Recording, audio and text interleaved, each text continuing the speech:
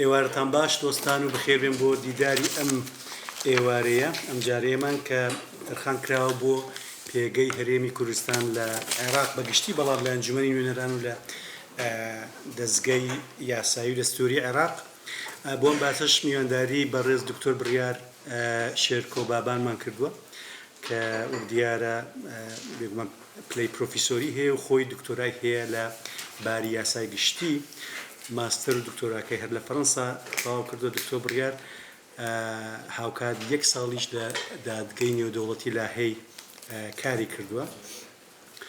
بڵاوکراوی هەیە بە کوردی بە عەرەبی و بە فەڕەنسی. باسەکەی ئەمڕۆی پەیوەندی پێگەی هەرێمی کوردستان دەبێت لە بەغدا، بەڵام بە تایبەت لە پەرلەمان و لە ناو دەستور چ بۆ ئێستا چ بۆ داهاتوو ئاوڕێکی لە ڕابردووداتەوە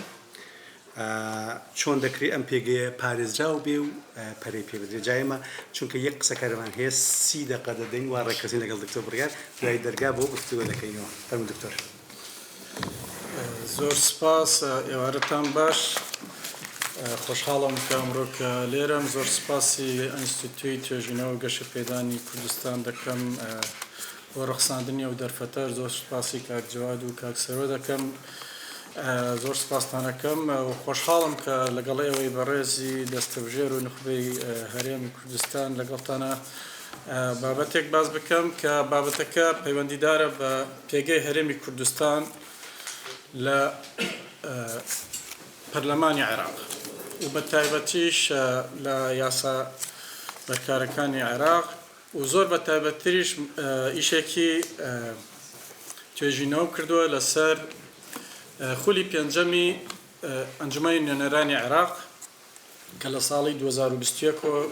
دەستی پێ کردو، ساڵی 2025 تەواو بوو. ئێستا کە پەرلەمانی عێراقی لە خولی شەشەمیاتی و بابەتەکە پەیوەندیدارە بە پێگەی هەرێمی کوردستان لە دامەزراوەکانی عێراق و لە یاسا بەرکارەکانی عێراق بە تایبەتی. بەڕاستی پێگەی هەرێمی کوردستان و قاواری هەرێمی کوردستان وەکو ئاگادارن کە هەرێمێکە لە چوارچێوەی عێراقدا، هەرێمێکی فیدرالیە. ئەم هەرێمە پێویستی بە پارێزگاریکردنە، بتوانین چۆن بیپارێزین لە چونکە ستاتیۆک یان شێوازێکی قانونی خۆی هەیە، بەڵام پێویستی بە دایمە بۆیە کە بە شێوازێک بپارێزرێ و لاواز نەبێ. سێ ڕێگامان هەیە، سێ ئاستمان هەیە بۆ پاراستنی هەرێمی کوردستان. یەکەمیان بریتە لە ئاستی ناوخۆی خۆمان و دامەزراوەکان بەهێز بکرێت لە ڕووی ئەمنی و لە ڕووی سەربازی و ئابووری ئەو بابەتانە کە ئەو بابەتی من نییە بۆ ئەمڕۆ. ئاستێکی تر هەیە، ڕێگایەکی تر هەیە، ئاستی نێودەوڵەتیە. تەبان ئاستی نێودەوڵەتی پەیوەندیەکانە لەگەڵ وڵاتان و پەیوەندیەکانە لەگەڵ وڵاتانی زلهێز و دراوسێ و لەگەڵ ڕێکخراوە نێودەوڵەتەکانە. ئەویش هەر بابەتی من نییە. سێم ڕێگا، سێم ئاست بۆ پاراستنی پێگەی هەرێمی کوردستان بەڕاستی بەغدایە، لە ئاستی فیدرالی عێراقدا. طبعاً ئەو سەردانانەی کە لەم ئەخیرە بوون، بە تایبەتی ئەو سەردانەی جەنابی سەرۆکی هەرێم بۆ بەغدا و هەروەها سەرۆکی حکوومەتی ڕاستپێدراو بۆ هەولێر، ئەم بابەتانە دەچێتە بابەتێکی سیاسی زۆر گرنگ بۆ پاراستنی قەواری هەرێمی کوردستان. ئەو بابەتەش بە تاواتی ناچێتە ناو کڕۆکی بابەتەکەی من. ئەوەی من زۆر مەبەستمە لە ئاستە یاسایەکێتی. زۆر داوای لێبوردنەکەم کە لەوانەیە تۆزێک قانونیانە قسە بکەم، بەڵام هەوڵەدەم کە هەموو لایەک بە شێوازێک لە شێوازەکان لە بابەتەکە تێبگەن و بتوانین مناقەشەی بکەین. لە ئاستی یاسادا ئێمە دەستورمان هەیە کە لەسەری سەرەوەیە. ئەو لە دەستوردا بە تایبەتی لە دەستوری عێراقی ساڵی 2005 بەرکار زۆر بەڕوونی پێگەی هەرێمی کوردستان بە شێوازێکی سەقامگیری پێناسە کراوە و پێناسی ئەوە کراوە کە هەرێمی کوردستان پێگەیەکی فیدرالی هەیە لە چوارچێوەی عێراقدا و ئیقرار کراوە و دانی پێدانراوە و هەموو ئەو بڕیار و ئەو فەرمانانەی کە لە ساڵی 1992 دەرچوونە تاوەکو ئەمڕۆکە هەمووی بەپێی دەستوری عێراقی برکارن شەرعین دەستورین هەموو بابەتێکن کەواتە دەستوری عێراقی لە هەندێک دەقدا کە باسی هەرێمی کوردستانی کردووە خۆشبەختانە ئەو دەقانەش عمریان 21 ساڵە ئێستاکە و جێگیرە و ئەتوانین بڵێن کە پێگەی هەرێمی کوردستان لە ناو دەستوری عێراقی دەقەکانی دەستوری عێراقی تا ئەم دەقەیە جێگیرە بەڵام کە دێینە سەر یاساکانی کە لە ئەنجومەنی نوێنەرانی عێراقی دەرچووە لە پەرلەمانی عێراقی دەرچووە طبعاً ئاگادارن کە پەرلەمانی عێراقی دوو لایەنی هەیە لایەنێکیان تاوەکو ئێستا کە دروست نەبووە کە مەجلیسی ئیتیحادیە و ئەنجومەنی باڵین فیدراالیە بەڵام ئەو یاسانەی کە لە ئەنجومەنی نوێنەرانی عێراقی دەرچوونە ئەوانە یاسای فیدراالین و ئەو یاسانەی کە دەرچوونە هەرێکی و بە شێوازێک مامەڵە لەگەڵ پێگەی هەرێمی کوردستان دەکات باشە ئەجا لە خولێکەوە بۆ خولێکی تر دەگۆڕێ لە یاسایەکە بۆ یاسایەکی تر دەگۆڕێ لەناو هەمان یاسایە دەبینین کە پێگەی هەرێمی کوردستان جارێک بە شێوازێک مامەڵی لەگەڵ کراوە جارێک بە شێوازێکی تر مامەڵی لەگەڵ کراوە جا زیاتر دیقەتر قسە بکەم پێگەی هەرێمی کوردستان لەو یاسانەدا بە چەند شێوازێک مامەڵی لەگەڵ کراوە خراپترینیان ئەوەیە کە هیچ با بڵێن گرنگیەک بە پێگەی هەرێمی کوردستان نەدراوە تەنها مامەڵە لەگەڵ پارێزگاکانی ناو هەرێمی کوردستان کراوە کە لە خولی پێنجەمی خولی پێنجەمی کە باسم کرد 2021 تا 2025 لەو خولەدا دوو جار بەو شێوازە مامەڵە لەگەڵ هەرێمی کوردستان کراوە یعنی مامەڵە لەگەڵ پارێزگاکان کراوە مامەڵە لەگەڵ هەرێم نەکراوە دواتر تا دەگات ئەوەی کە طبعاً بەرەبەرە سەر دەکەوین کە مامەڵەکان چۆن دەکرێت لەگەڵ پێگەی هەرێمی کوردستاندا دەبینین لە هەندێک بابەتدا مامەڵی لەگەڵ کراوە کە لە پارێزگایە کەمترە لە محافەزەیە کەمترە لە هەندێک یاسادا دوای ڕقم شتەکانتان بۆ باسەکەم چونکە ئەمە توێژینەوەیە بەڕاستی توێژینەوەیە کە زیاتر پشتی بەستووە بە ژمارە و داتا و بە نیشاندەر بڵین ئیندیکیتر مؤشرات پێنوێن بەو شێوازە ئەو بەحسە کراوە خۆم عادەتەن بەحسی قانونیم کردووان نەم کردووە بەڵام ئەو بەحسێکە زۆرتر لە اقتصاد و لەو بابەتانە ئاچێ زیاتر وەک لە پرسێکی قانونی دوای پێتان پیشانە دەم بزدە ژمارەکان باش لە نێشێندا پێگەی هەرێمی کوردستان وەک لە هەندێک یاسادا بینی 21 بۆ 25 لە کەمتر لە محافەزەیە لە هەندێک یاسادا دوای ژمارەکانتان پێڵم وەکو پارێزگایەک مامەڵی کردووە لە هەندێکی تر لە سەروی پارێزگایەک مامەڵی لەگەڵی کردووە و هەندێک جار دەڵێت هەماهەنگی هەبێت لە بینی حکوومەتی فیدراالی و حکوومەتی هەرێم کەواتە ئاستەکان زۆر جیاوازە و لە یاسایەک بۆ یاسایەکی تر دەگۆڕێ هەندێکیان وەکو وتم دەڵێ هەماهەنگی هەبێت لە بینی حکوومەتی فیدراالی و حکوومەتی هەرێم ئێوە زۆر باشە ئەوە باشترین ئاستەکەوانە بەس ئەوەی کە ئاخیرەکەشی باسم کرد یعنی لە سەرەتا باسم کرد ئەویش خراپترین نەکەی کەواتە پێگەی هەرێمی کوردستان لە یاسایەکە بۆ یاسایەکی تر دەگۆڕێ بەڕێزان عێراق کە عمری 100 ساڵە تۆزێک زیاتر دروست بووە لەم 100 ساڵەیە کە دروست بووە بەڕاستی هەموو جارێک کە خولێک یان پەرلەمانێک کە دروست بووە لە ماوەی 100 ساڵەیە زۆر بێجار کاریگەری دەرەکی لەسەر بووە لەسەر یاساکان چۆن لەسەر سیاست کاریگەری لەسەر بووە لەسەر یاساکانیش هەماشت کاریگەری لەسەر بووە یاساکانی ساڵانی 20ەکان کاریگەری بەریتانیای لەسرە مەلەکەی دەستوری و ئەو بابەتانە کە دێنە سەر بەرەبەرە چلەکان و پەنجاکان و تەئسیری قەومیەتی عەرەبی و مەدی قەومی عەرەبی و تەوحیدی وەتەنی عەرەبی و ئەو بابەتانە دەبینین کەسێک هات سەنهوریە کات کە مصری بوو یاسای بۆ عێراق دانا باشە هەتاوەکو نەشیدی وەتەنی عێراقیش هەر با بڵێن فەڵەستینی و ئەوانە دانا بۆ عێراق ئێستا حالیان موتنی باڵ کەواتە ئەو تەئسیری مەدە هێشتا لە بینی چلەکان و پەنجاکان و شەستەکان و جا تەئسیری هەبوو لەسەر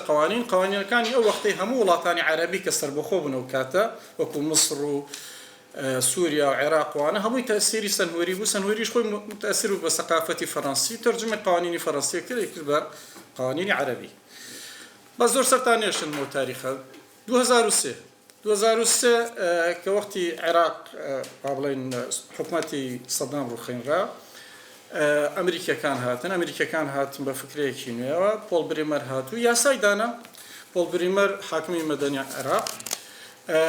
صدان يا سايدانا أو يا سانة استاش هني كان بركارن كسر يا ساكانا كان كاستاش بركارن بشكل زوري دبینین که نلا روی ناوروک نلا روی روالت هیچ پیوندی به یاسای عراقی کانی پیشوترو نیه نلا روی دستواژه و مصطلحاتو بلام یاسای امریکی بو ترجمه کرابون بو عربی و سپین را بسر عراقه یاسان يعني یاسای فدرالیش دواوا عراق لدوای 2003 بدواوا عراق دویز بيتونا كوملغانيا دولتي كها دویز بيتونا طبعا سردمي بول بريمر تواني بلين بأمريكاي بون ياسا كان عراق فترة ببريطاني بون بو فترة والحاصل لا دواي صالي 2003 بدواوا عراق دویز بيتونا كوملغانيا دولتي تشتيك زور سرنج راكش لناو برلماني عراقي براستي بريتيا لا پسندکردنی ڕێکەوتنامە نێودەوڵەتیەکان و چوونە پاڵی عێراق بۆ ڕێکەوتنامە نێودەوڵەتیەکان و ڕێکخراوە نێودەوڵەتیەکان یەک لەسەر سێ یاسایەکانی کە لە 2005 تا 2025 دەرچووە یەک لەسەر سێ بریتین لە پەسەندکردنی ڕێکەوتنامە نێودەوڵەتیەکان 725 یاسا تقریبا دەرچووە 225 تقریبا بريتيا لا پسندکردنی ڕێکەوتنامە نێودەوڵەتیەکان عێراق بەرەو نێودەوڵەتی بوون چوو دوای لە خولی چوارەم و پێنجەم بابەتانە بەتابەتی لە خولی پێنجەمە مەدێکی کە هاتە ناو یاساکانی عێراقیە ئەویش بە ئێرانی بوونە کە هەندێک بابەتمان بینی باسکرا بۆ نمونە مەسەلەی زیادکردنی یوم الغدیر وەکو عوتڵە مەسەلەی قانونی مەذهبی جعفەری و دوای مدەوەنەیەکی باڵێن قانونی ئەحوالی شخصی عێراقی گۆڕا وای کرد کە یاساکانی عێراق لە هەندێک بابەتدا بە ئێرانی بوونی پێوە دیار بێ کەواتە ئێمە لەو خاڵانەی کە لە ساڵانی 2021 بۆ 2025 باسمان کرد ئەو خاڵانە زۆر گرنگ بوون کە با بڵێن کە تەسیری مجتەمەعی دەولی کاریگەری کۆمەلگای نێودەوڵەتی لەسەر یاسا عێراقیەکان هەتا وەکو لە دانیشتنەکانیشە دانیشتەکانی پەرلەمان لە بینی 2021 بۆ 2025 زۆر بابەتی تێدا بوو کە زۆر عێراقی نەبوو بەڵام دانیشتنی بۆ تەرخانەکرا بەرنامەی کاری بۆ دانرا ینی بۆ نمونە شەڕی بینی ئێران و ئەمریکا و ئیسرائیل بەرنامەی کاری بۆ تەرخانەکرا کوژرانی حەسەن نەسڕوڵڵا بەرنامەی کاری بۆ دانرا بەڵام هەندێک بابەتی زۆر گرنگکە بوو کە پەیوەندیدار بوو بە هەرێمی کوردستان مەسەلەی بڕینی بەشە بوجە بێ مەسەلەی ڕێگریکردن لەوەی کە هەناردەی نەوت بە ڕێگای بۆڕەکانی هەرێم بڕاتە تورکیا ئەوان هەمووی لە بینی 21 بۆ 25 ڕوویدا و هەروەها بابەتی بردومانکردنی چێڵگە نەوتیەکان ئەوانە هەن نەبوونە بەرنامەی کاری پەرلەمانی عێراقی لە ساڵی 2021 بۆ 2025 تقریبا بە دقیقی 69 یاسا دەرچووە لەو 69 یاسایە کە ئەگە مقارنەیکەی بە ساڵانی پێشووتر و بە خولەکانی پێشووتری پەرلەمانی عێراقی کەمە 23 یاسایان بریتین لە پەسەندکردنی ڕێکەوتنامە نێودەوڵەتیەکان 23 باشە و 46یان یاسای فیدرالی لەو 46 یاسایە 17یان ناوی هەرێمی کوردستان یان ناوی هەرێمەکان دەهێنێ یعنی چی؟ یعنی ئەو یاسایە ئاراستەی هەرێمی کوردستان کراوە باشە؟ کەواتە ئێمە مەبەستە هەرە ئەساسەکەمان چییە؟ بزانین سەیری یاسا فیدرالیەکان بکەین بە شێوازێک چەندێک لە بەرژەوەندی هەرێمە چەند لە دژی هەرێمی کوردستانە و چەندیشان پەیوەندێکی ئەو تۆی نیە بە هەرێمی کوردستانە یعنی چاوێک هەبێت لەسەر هەموو ئەو یاسانە. بەڕێزان باسی دەستورم کرد، باسی یاساشم کرد. دەستور دیارە گرنگە و بەرزترین و باڵاترین یاسا لە وڵاتدا، بەڵام یاساش زۆر گرنگە. بۆ یاسا لەبەرەوەی لە ڕووی مودەوە لە ڕووی کاتۆ زۆر ئەمێنێتەوە. یعنی یەکێک لە سیفاتەکان دەستورەکانی عێراق بەڕاستی بەشیکان ماوەکان کورتتر بووە لە چاو هەندێک یاسایە کە بۆ نمونە قانونی مەدەنی عێراقی 75 ساڵە، دەقەکانیشی زۆربەی زۆری ماوە. یاساتێ ساڵی 26 دەرچۆت تا ئێستا نافزە 1926 ینی ئێستاکە 2026 نافزە، کەواتە لە ڕووی عمرەوە زیاتر ئەمێنێتەوە. لە ڕووی خیتابیشەوە بڵێن خیتابی سیاسی ئێمە وەکو هەرێمی کوردستان زیاتر دەڵێن با دەستور جێبەجێ بێ، با دەستور جێبەجێ بێ، بەڵام خیتابی عێراقی دەڵێت بە یاسا بە یاسا و پابندین ئێمە، یعنی ئێماڵین دەستور ئەوانەڵێن یاسا، دەڵێ ئێمە بە یاسا و پابندین، بە یاسا و پابندین. ژمارە یاساکان زۆرترە، تەفسیلی زیاترە، بۆیە لە ئەوان بۆ تەریقەیە قساکەن. طبعاً حکوومەتیش زۆربەی و جارە و قسەیەکە، حکوومەتەکان عادەتەن ڕاستەوخۆ پابندن بە یاساکان، تەکید پابندن بە دەستور تەکید، بەڵام شتە نزیکترەکە لەوان یاساکانە و تەفسیلی زیاترە و مەجالی ئەوەی تایە کە پێگەی هەرێمی کوردستان تایە مناقەشە بکرێت لە یاساکانی داهاتوو،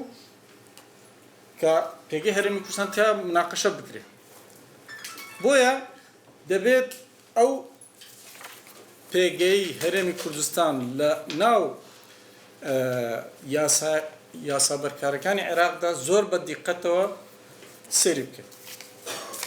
باسی ڕێکەوتنامە نێودەوڵەتیەکانم کرد. ڕێکەوتنامە نێودەوڵەتیەکان ئێمە وەکو هەرێمی کوردستان لەوانەیە زۆر گرنگیمان پێ نەداوە. عێراقی زۆر گرنگی پێ نادا بە ڕێکەوتنامە نێودەوڵەتیەکان، هەتا وەکوێکە لە ڕێکەوتنامە نێودەوڵەتیەکان بە قەرارکی محکەمەی ئیتیحادی لەسەر خۆر عەبدوڵڵا هەڵی وەشاندووە محکەمەی ئیتیحادی لە کاتێکدا ئیتفاقیاتی نێودەوڵەتی ناکرێت لە ناوخۆ و تاکلایانە هەڵبوەشێنرێتەوە. باش، ڕێکەوتنامە نێودەوڵەتیەکان ناوی هەرێمیتیانە تەکید، بەڵام زۆر گرنگە ئێمە وەکو هەرێمی کوردستان سوود لە ڕێکەوتنامە نێودەوڵەتیەکان وەربگرین. لەوانەیە هەنێ ڕێکەوتنامە نێودەوڵەتی دژیشمان بن، دراسەمان کردویان نا، دەبێت دراسە بکرێن هەمووی. و هەندێکشی لە قازانجمانە، بۆ نمونە هەر لە 2023 عێراق و ئیمارات ئیتفاقیەکیان بەستۆ لەسەر وەبەرهێنا، ئیتفاقێکی دوولانێ. باشە ئێمە وەکو هەرێمی کوردستان دەتوانین زۆر سوود لەو ئیتفاقیە وەربگرین. ئیتفاقیاتی تەنفیزی لەسەر ئەساسی ئەو ئیتفاقی نێودەوڵەتیە دابنین و جێبەجێ بکەین. یانیش هەر 2024 عێراق ئینزمامی کردەوە بۆ منەظەمەیەک کە پێوترێ منەظەمەی زەیتون، کە سەر بە متحیدەیە. 22 دەوڵەت ئەندامە عێراق ئێستا بۆتە 23مین دەوڵەت. لە ناو عێراقە کێ زیاترین شوێن زەیتون ئەچێنێ ئێستا حالیان؟ هەولێرە، وانەیە و پشتێنەی سەوزە و ملیۆنە زەیتون و ئەو بابەتانە. ئیکاکرد لێرە دەتوانین سوود وەربگرین وەکو بەشێک لەو ڕێکخراوە نێودەوڵەتیەکە سوود وەربگرین کە ئیتفاقی نێودەوڵەتیەکە لە هەرێمی کوردستاندا جێبەجێ بکرێن. ئەوەش خاڵێکی تر. ڕاستی خولی پێنجەمی پەرلەمانی عێراق کە وەکو باسم کرد 21 بۆ 25 زۆر بابەتی تێدا بوو کە تۆزێک دەگمەن بوون ڕوودانیان، نەک هەر زۆر دەگمەنە. یان بۆ نمونە مەسەلەی قانونی بودجە بۆ 3 ساڵ دابنرێ، ئەو زۆر دەگمەنە، لە هیچ وڵاتێک دانانرێ بۆ 3 ساڵ. قانونی ئەمنی غیزایی سێر بکەن، ساڵی 2022 دەرچووە ژمارە 2، بەس عیلاقی بە ئەمنی غیزاییەوە نییە قانونەکە، سێری خشتەکەی پشتەوەی بکەی، هەر باسی ئەمنی غیزایی زۆر بەکەمی باس کراوە، هەمووی باس کراوە کە پارەکە چۆن تەوزیع بکرێت بەسەر لایانی عسکەری و عەتەبات و ئەو بابەتان. و شتی سەیر و سەمەرترە ئەوەیە کە با بڵێن ئەو شتێکی باشە، توانین ئیسفادەی لێ بکەین کە سێ پرۆژه یاسا سێ پێشنیاری یاسا پێکەوە بێنە ناو پەرلەمانی عێراقی یەکێکیان لە مەسلحەتی کورد یەکێکیان لە مەسلحەتی شیعە یەکێکیان لە مەسلحەتی سونە پێکەوە دەنگی پێ بدرێت پێکەوە کاری لەسەر بکرێت ئەوەش کرا کە شتێکی نوێیە هیوادانی شتیکەش وا هەبێ ئیسفادەی هەبێ بۆ هەرێمی کوردستان و بە تایبەتی بۆ پێگەی هەرێمی کوردستان بەڵام ئەوە زیاتر ئەوەی کە علاقی بە کوردەوە هەبوو زیاتر سوودی هەبوو بۆ ناوچە کوردستانەکانی دەرەوەی ئیدارەی هەرێم ناوچە جێناکۆکەکان کە هەڵەشانەوەی قەراراتی مەسی قادەی سەوری تێدا بوو باش شکستیش زۆرە طبعا شکستەکان چییە زۆرمان هەیە یەکەمیان دەرنەچووری مەسی ئیتیحاد قانونی مەسی ئیتیحاد دەرنەچووە قانونی نەوتی غاز دەرنەچووە مەسەلەی قانونێک بۆ دادگایکردنی داعش دەرنەچووە هەموارکردنەوەی یان دەرچواندنی یاسایەکی نوێ بۆ محکەمەی ئیتیحادی بە پێی دەستوری عێراقی دەرنەچووە وا چەندین بابەتی تر کە دەبووە لە خولەکانی پێشووتر بەتایبەتی لە خولی پێنجەم بکرێ دەرنەچووە بەڵام هیوادارین کە کاری لەسەر بکرێەوە بە شێوازێک لە مەسلحەتی هەرێمی کوردستان بشکێتەوە خاڵێکی تر کە زۆر گرنگە مەسەلەی چەمکی فیدرالیزمە فیدرالیەت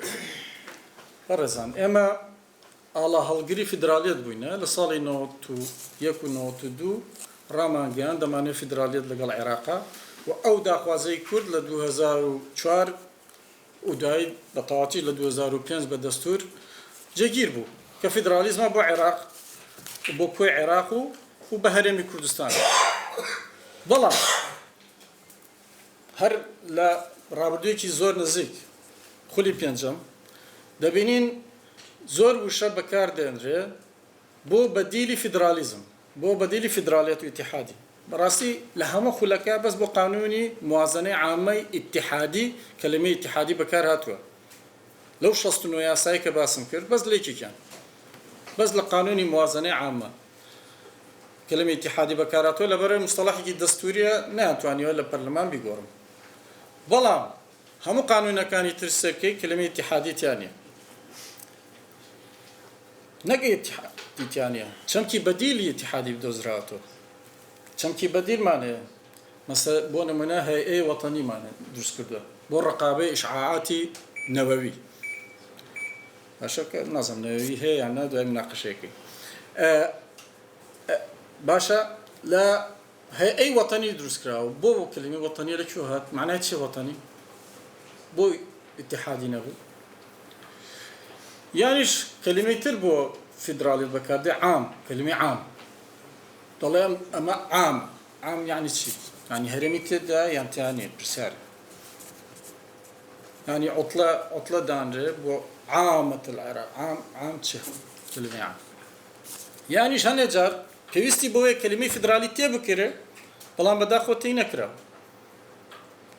یعنی بۆ نمونە هەیئەی ئیحسا دروستکرا هەر 2024 هەیئەی ئیحسا 23 هەیئەی ئیحسا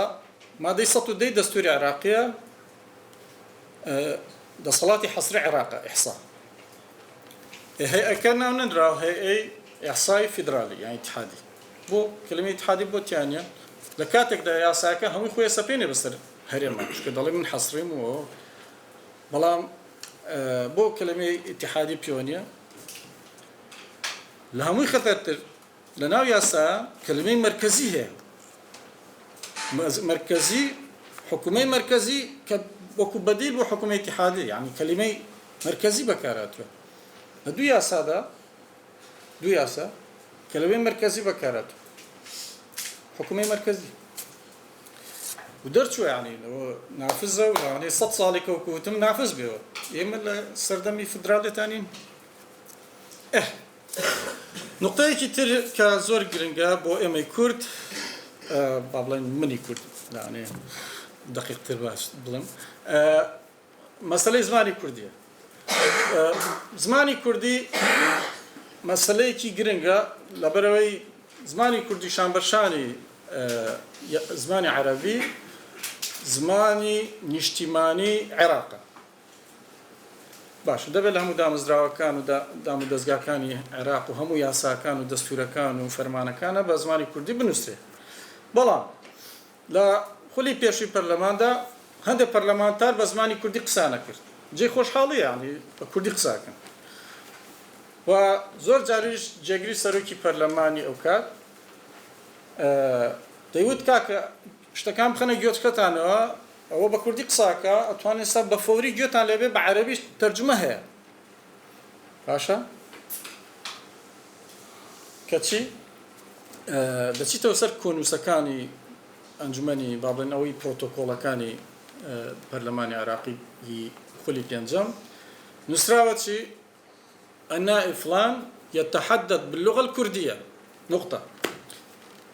برلمانتار فلان بزماني كردي قساكا چیوت أنا كون ثانية يبغو كاكا تاني بس لبرقة كان نصر كردي وبراستي وقائع عراقي دبوا بهردو زمانك دربتشي بس لبرقة كان نصر بلام خوش حالانا سي عدد هي سي جماري وقائع عراقي هي لە 2009 بۆ 2010 لەو بینایە سی ژمارە کە لە سەتا سەتی بە کوردی و بە عەرەبیە سەتا سەت یعنی هەمووی کرا بە کوردیش 2009 2010 دوای ئەوتان بچنەوە سەری ئەو وشانەی کە لەوێش بەکار هاتوونە ئەگەر زۆر دیقەتی قانونیمانە بێت دەبێتە حجە لەسەرمان کە دەبێت وەکو قانونیەک لە هەموو دامەزراوەیەک بەکاری بێنین چونکەوە لە مؤسسەیەکی فیدراڵی با بڵێن مستەڵەحەکە هاتووە دەبێت پابەند بین پێوێ هەرچەندە کوردیەکەی لەوانەیە زۆر باش نەبوو بێت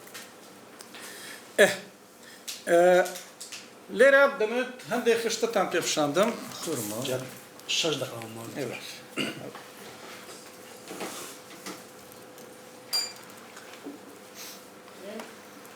ئەوە خشتەیە کە بەس بۆ خولی پێنجەم تەرکیزم لەسەر خولی پێنجەمە کە دەبینین وەربوونە 69 یاسا دەرچووە ئۆکەی لەو 69 یاسا 55 جان پرۆژەی حکوومەتی فیدراڵی بوونە تەوان پرۆژه یاسامان هەیە پێشنیارە یاسامان هەیە 55 جان لە حکوومەتی فیدراڵیەوە پێشنیار کرا بۆ پەرلەمان و دەرچووە 14 پێشنیارە یاسای پەرلەمانتارەکان بوو یعنی معنای ئەوەیە کە حکوومەت تا حدێکی زۆر باڵادەستیە لە پێشنیارکردنی یاساکان ڕێکەوتن نامێنێ دەوڵەتەکانمانێ باس کرد بابێ مە خواردتر تۆزێک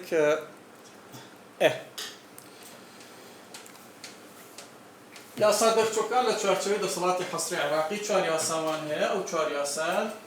ئەوە دیارە کە لە 106 یاساکان بۆ شێوازە بوو ئەو یاسانی کە ناوی هەرێم یاخود ناوی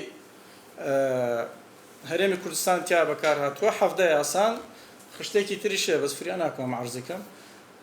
باس کراوە ئەو یاسانی کە بە تەواوەتی لە بەرژەوەندی هەرێمن خۆشحاڵانە چوار یاسامان هەیە کە بە تەواوەتی لە بەرژەوەندی هەرێم دەرچوونە بۆ نمونە مەسەلەی ئاکتیڤکردنەوەی مفرۆزەی انتخاباتە بۆ هەڵبژاردنەکانی هەرێمی کوردستان و هەندێک یاسامان هەیە یاسا دەرچوو تا ڕادەیەک بۆ بەرژەوەندی هەرێم بەڵام دواتر محکەمەی اتحادی هەڵیوەشانێتەوە یعنی یاسای فیدراڵین دەرچێنراوە بەڵام ئەو بەشانەی کە پەیوەندی بە هەرێمی کوردستانەوە هەبووە طبعا بابەتەکە بە تەفسیلی تر زۆر یەوێ بەڵام هەندێک بابەتەیە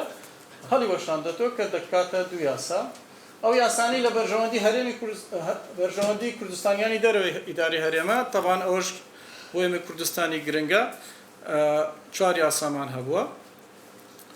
و ئەو یاسانی کە باسی هەماهەنگیەکە لەگەڵ حکوومەتی هەرێمی کوردستان کە ئەوە تۆپی دەقەکانە کە زۆر گرنگە یعنی گرنگی پێ بدرێت ئەو ژمارە سێنیە حەقە لە خولەکانی پێشتر بێتە 20 15 وەڵحاصل تەپەی ڕێژەی ئەو یاسانی کە دەرەچن زۆر گرنگە ئەو یاسانی کە دەڵێت بۆ نمونە لقێکی دامەزراوەیەکی عێراق لە هەرێم دروست ببێ بەڵام بەبێ هەماهەنگی لەگەڵ حکوومەتی هەرێم سیانمان هەیە لەو بابەتە دەڵێن نوێنەری هەرێم هەمێ لە دامەزراوەیەکی فیدراڵی یەک یاسامان هەیە بەو شێوازە ئەوانە هەمووی مؤشراتە لەسەر باشی یا خراپی یاساکان بۆ نمونە بەدەرکردنی ڕاشکاوانی هەرێم لە جێبەجێکردنی یاساکان سێ یاسامان هەیە لە پەرلەمانی عێراقی دەرچووە بە ئاشکرا و بە ڕوونی دەڵێت کاکەم یاسا لە هەرێمی کوردستان جێبەجێ نابێت ئۆکێ بۆ شێوازم ئەوەی کە سوورە لێرە جەنازم سوورەکە دەرەکەوێنە باشە ئەمانە ئەو حاڵەتانن کە پێویستە کاریان لەسەر بکرێت دووبارە نەبنەوە کەم بکرێنەوە بۆ نمونە سەپاندنی یاسا بەسەر هەرێم بێ ئەوەی لە دەسەڵاتی حەسری بێ دوو یاسامان هەیە بەو شێوازە دەسەڵاتی حەسری نییە بەڵام سەپێنراوە بەسەر هەرێمی کوردستانە یانیش هەرێم وەکو پارێزگایەکی تری عێراق مامەڵی لەگەڵ کراوە کە عادەتەن پێناسەی محافظە فەرقیە لەگەڵ پێناسەی هەرێمێکدا بەڵام وەکو یەک مامەڵی لەگەڵ کراوە کە باش نییە ئەو یاسانەی کە لە کەمتر ینی هەرێم کەمتر لە ئاستی پارێزگاک مامەڵی لەگەڵ کرا ینی دەسەڵاتی داوە بە پارێزگاک بەس نەیداوە بە هەرێمی کوردستان باش و ئەو یاسانەی کە وشەی مەرکەزی تێیە دوو یاسا لەوانەیە بابەتەکە زۆر گرنگیش نەبێ ینی ئێستاوا زانی بابەتەکە علاقی بە عەمەلیاتی زەرعی ئەعضای بەشەریەوە هەیە یعنی چاندنی ئەندامانی لەش باشە لەوانەیە بڵێ ئەو چ با بنووسم مەرکەزی بەس نابێ بنووسرێ مەرکەزی ینی مۆزوعێکە ڕاستە لەوانەیە لە ڕووی سیاسی و زۆر کاریگەری نەبێ بۆ تێشپەڕێوە بێوی ئاگادار بن بەڵام نابێ ئەو مستەڵەحاتانە هەبێت لە ناو یاساکە کە پەیوەندی هەیە بە چاندنی ئەندامی لەش بۆ نمونە یان لەسەر مەسەلەی دەمانی اجتیماعی وەکو باسم کرد دوو یاساشمان هەیە کە تەجاوزی هەرێم دەکەن ینی باڵێن یەکسەر مافەکان یان ئیمتیازاتەکان دەدەنە پارێزگاکان کە دوانن کەواتە لێرەدا بەڕێزان لێرە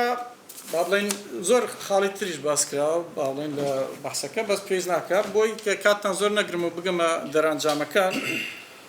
بەس ئەگەر دوو دەقەیەک بۆ دەرەنجامەکان بەڕاستی ئێمە ئەنجومەنی نوێنەرانی عێراق دەبێت کاری لەسەر بکرێت بە دیقەت کە ئەو شتانەی کە باسم کرد لە بەرژەوەندی هەرێمی کوردستاندا ئەوانە زیاد بکرێن دقەکان زیاد بکرێن بە دیقەتەوە کە وەختی ڕەشنووسەکە دێتە پێش پەرلەمانتارەکان و ئەندامانی پەرلەمانی کوردستانی دەبێت بە دیقەتەوە هەنێ بابەت ئاگادار بن چونکە لەو حاڵەتە پێگەی هەرێمی کوردستان دەکوێتە ناو مناقەشەوە کە کەوتە ناو مناقەشەوە دەبێت زۆر بە هەستیاری و بابەتەکە باز بکرێت تەوان دەستوریش دایمە وەکو حەکەم دەبێت لە مێشکیانەوێت با تایبەتی مادە 170 و مادە 140 کە دەبێت کە دایمە بیر بخرێتەوە و شتێکی گرنگ کە ملاحەزەم کرد بۆ ئەو بابەتە شەرت نییە ئەوەی کە لە پەرلەمانێکمان هەبێت لەگەڵ حکوومەتەکەی فدراڵی هەمان ڕەئیان هەبێت هەمان ڕەئیان هەبێت یعنی ئێستا بۆ نمونە باشتر بڵم کاک عەبدولمەهدیمان هەبوو کاک کاظمیمان هەبوو ئەوانە سەرۆک وەزیران بوو کە دەوترا ئەوانە زۆر نزیکن لە کورد کە لە خولی چوارەم و سێم سەرۆک وەزیران بوو بەڵام خولی چوارەمی پەرلەمانی عێراقی یاساکانی سێر بکەیت کە ئێستاش نافزە و 100 ساڵێکش لەوانەیە نافز بێت دەبینین کە بزانە چ کارەساتێکە بۆ پێگەی هەرێمی کوردستان یعنی بەڕاستی هەنێ خاڵی تێدایە کە بۆ نمونە مەسەلەی قانونی ئیداری مالی 2019 لەوانەیە گوێتان لێ بوو قانونی ئیداری مالی کە تێپەڕێنراوە 27 التیزامی دارایی خستوتە سەر عێراق 27 کە سەردەمی حکوومەتەکە تا حدێک نزیکی کورد بوو نزیکی کوردستانیان بەڵام دەبینی پەرلەمانەکە بە شێوازێکی تر کەواتە دوو لایانی جیاوازن شەرنی ئەمانە تەنسیقیانە بێ یعنی شەرنیە حکوومەتێک کە ئێستا دروستە بێ بەڵام بڵین نزیک بێ لە کورد و لە دەسەڵاتدارانی کوردەوە بەڵام پەرلەمانەکەی هەمان شت بێ هەمان فکرە نییە ئەوە خاڵێکی تر کە گرنگە باسی کەم لە خولی پێنجەمە کە زۆر باسم کرد دوو ساڵی یەکەمی خولی پێنجەم زۆر یاساکان دژی هەرێمی کوردستان بوون ینی ئەکاتە 21 22 23 لە 23 بەدواوە 23 24 25 دەبینین لە مەسلحەتی هەرێمی کوردستانە هۆکارەکەی چیە؟ هۆکارەکە مەسەلە نێودەوڵەتێکەیە تا حدێکی زۆر مەسەلەی 7 ئۆکتۆبەری 2023 کاریگەری هەبووە لەسەری هەتا خودی یاساکانی کە دەرچوونە ئەوە تەمان بە دیراسە بە دیقەت ینی دەرکەوتووە کە سێرەکەی زمانی یاساکان فەرقی هەیە لە 2021 و 22 و 23 تا 7 ئۆکتۆبر و دواتر لەوانە شتێکی تریشە بێ لەوانەیە دەستەی سەرۆکاتێکی وەختە فەرقی هەبووە لەگەڵ دەستەی سەرۆکاتی کۆتایی خولەکە دەستەی سەرۆکاتی فەرقی هەبوو محەممەد حەلبوسی بوو بیدایەت لەگەڵ حاکم زاملی لە سەدرەکان دوای گۆڕا بوو بە محمود مەشەدانی لەگەڵ مەندەلاوی محسن مەندەلاوی ئەو دوانە تا حەدێکی زۆر لەوانەیە باشتر بێتم بۆ کورد کەواتە هەمووی ئەوە پێوەرە ینی ئەتوانی بە دیقەت ئەو شتانە هەستی پێ بکەیت باش خولی شەشەم کە ئێستاکە دەستی پێ کردووە ئاماژەکان باش نین بەڕاستی بەداخەوە دەبینین کە زۆر وعید هەیە لە جاتی وعد ئەلەم زۆر باسەکەن لە جاتی ئەمەل و هەروەها پیلان باسەکەن لە جاتی پلان یعنی کەلیمەکان تۆزە یاریکردنە بە کەلیمە بەڵام دەبینین کە لە جەلسەی هەفتەی 2026 یعنی دەبینین ساعاتێک 3 ساعات و نیمە شتێکی سێرەکەی کە زۆربەی زۆری وعیدە ینی وعدی خراپە دەن یعنی ئەو وەخت کە دەتانبینەوە لە قانونی بودجە و نازانم چی ئەو بابەتانە ینی هەستەکەی ئاماژەکان باش نین بەڵام ئەوە قسەی ناو پەرلەمان تا حەدێک ئۆکەیە التیزام دروست ناکە بەڵام دوایی کە تەرجمە بێ بە نەس ئەو وەختە خەتەرە بێ ئەو وەختە حکومەت دەڵێ وەڵام من پابندم بە یاساکان من پابندم بە یاساکانی کە دەرچووە کەواتە لەو حاڵەتە چی ڕۆدە دەبێت ئێمە زۆر ئاگادار بین لە دیقەی داڕشتنی یاساکە کە بە شێوازێک بێ ئەو هەڵانەی کە باسم کرد دووبارە نەبێت یان کەم بکرێتەوە هیچ نەبێ و بۆ شێوازە کەواتە پێویستمان بەوەیە کە داخیرا ئەوەیە کە دەبێت زۆر بە دیقەتەوە مەطبەخێکی سیاسی قانونی هەبێت لە پشت ئەو پەرلەمانتارانە کە بتوانن ئەو کەلیماتانە ئەو شتانێک کە هەیە ئەو ڕێدە ینی ڕێدلاینە ئەوە قەدەخەیە حرام باشە مەکروه هەر مستەڵەحی بەکارێنی ئەوانە ئاگادار بە نابێ بەکار بێت باش نییە بیگۆڕە باش شێوازێ بێت لەناو لێژنەکان بەڵام ئەو کەلیماتانە ئەو شێوازە باشە بۆ پێگەی هەرێمی کوردستان و زۆر سپاس و زۆر سەرمێشە زۆر سپاس دکتۆر بڕیار وتارە جوان و پڕمەعلومات و زانیاریە من لەوانەیە مەبەستم تەنها پرسیارێکی بەڵام پێشەوەی پرسیارە بکەم یاسایەکان هەمووی دوو بوعدی هەیە ئەوەی کە یاساییە یان ئەوەی کاریگەری خودی یاسایی یان سیاست لەسەر یاسا وڵاتێکی وەکو عێراق کە هەمیشە لە هەڵچوونە بەڕای من بێجگە لە سەردەمی سەرەتای مەلەکی تا ئێستا نەگەیشتۆتە زروفێکی ئستیقراری وە یاسایەکان بە دادپەروەرانە دەربچن من بەڕای من ئەگەر سەردەمی مەلەکی دەنانە دواتر نەگەیشتۆتە ئاستێک کە یاسایەکان بە دادپەروەرانە دەربچن هەمیشە مەبەستێک لە پشتیانەوەیە بۆیە تەماشارەکە ئەو یاسایانەی لە 26 و 27 و 30 و 31 و 32 دەرچووە تا ئێستاش هێزیان ماوە بەس یاسایەکانی لە دواتر بەهۆی سیاسەتەوە دەردەچێت زووتر دەپوکێنەوە ئەوە یەک دوو من ئەوەندەی بە شێوەیەکی گشتی تێگەیشت و پیاوێکی یاسایی نیم یاسا پشت بەچی دەبەستێ بە دەستور یعنی ئێمە باوکێکی گەورەمان هەیە کە دەستورە و هەموو یاسایەک دەبێت سەرچاوەکەی لە دەستور وەرگێ ئەوە پرسیارەکە لێرە ئەوەیە ئەرێ ئەگەر یاسایەک لە دەستور وەرنەگرێ مەسیری ئەو یاسایە هەروەکو شتێکی دەمێنێتەوە گلەی نایەتە سەر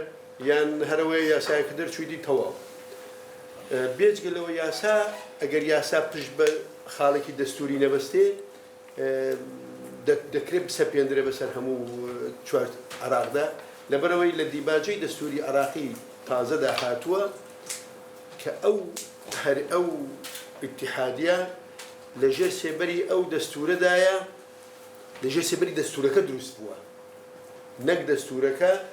دەتوانێت ئەوە کە بەڕێوە بەرێ وڵاتەکە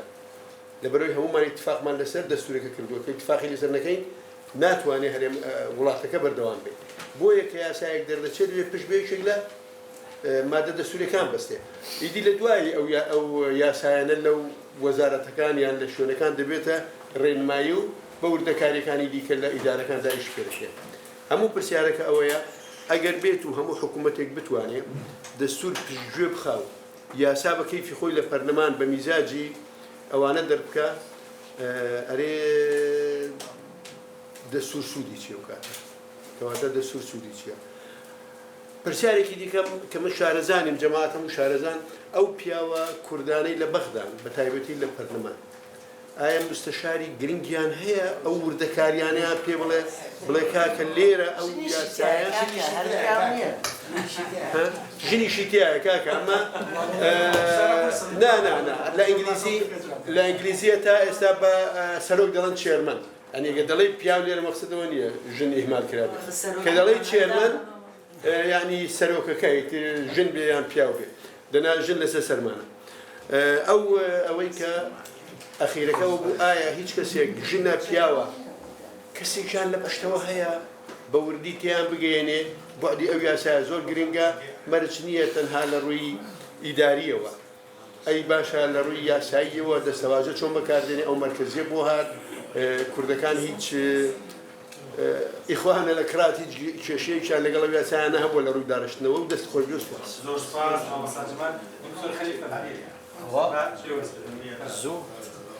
بسم الله الرحمن الرحیم دەست خۆشیم سوپاسیمان هەیە بۆ ئینستیتیوت و برای بەڕێز کاکسەرو دەستت خۆش سێدا بڕیار معلوماتی جوان و تەسنیفێکی باشت کرد بەڵام عنوانەکە ئەوە بوو پێگەی هەرێمی کوردستان لە ئەنجومەنی نوێنەران خۆی پێگەی هەرێمی کوردستان لە بەغدایە عامتر بکەین باش هەرچەندە لە باسی قانون هەرچەندە قانونەکە ئەبعادی تری هەیە تەقیمی پێگەی ئێمە ڕۆژ بۆ ڕۆژ بەرەو لاوازیە بەرەو سستیە کورد سانح ملوک بوو تا 2014 یعنی هەموو شت لێرە هەولێر بڕیار دەدراوە باسی فدرالیەت و مەساری تاریخی و مؤتەمەراتی معارەزە و بڕیاری پەرلەمانی کوردستان و تەییدی شیعە بۆ ئەمە و دوای تەراجعیان کرد معارەزەی سونە بۆ فدرالیەت دوای تەراجعیان کرد بۆ عەکسەکە و ئەوە مەوزوعەکە بەڵام بۆ خۆمان بڵێن جەنابەت دەبووە زۆرتر یعنی لەسەر ئەوە بوەستێ چی بکەین چی بکرێت ئێمە لە بەغدا دەبیت بڵێن چیمان هەیە هەندێک حقوقمان هەیە بە دستور تەزبیت بووە دەبیت دەست نیشان بکرێت و ئەو مەوادە دەستوریانەش ئەو نوێنەرانی ئێمە لەوێ چ لە حکوومەتدا بن چ لە ئەنجومەنی نوێنەران دابێت دەبێت وەکو مەحفوظات وەکو ئەیرەقیت لە بەریان بێت و جەدوەلە لە پێش چاویان بێت دووەم چ کێشەمان هەیە لە بەغدا چ گرێ و گرفتمان هەیە لەوێ کۆ تا ئێستا بەردەوام بەدەستی وەردە ناڵێنی ئەوەش دەست نیشان کرد سێەم ئەو مەواردی ئێمە هەمانە لە بەغدا چەند تەوزیفمان کردیە بۆ حەلکردنی ئەو کێشانە و بەدەستهێنانی ئەو مافانە ئایا نوێنەرانی ئێمە وەکو چووینە بەغدا چەند سیاسەتێکی تەشریعی وازحیان هەیە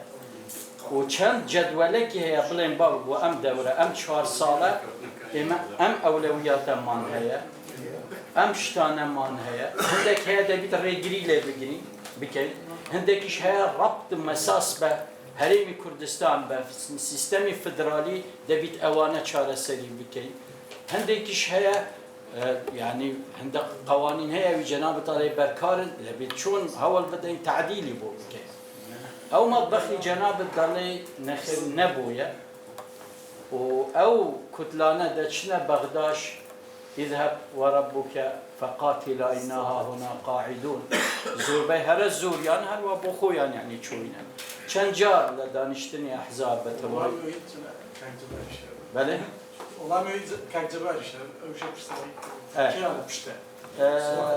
یعنی بە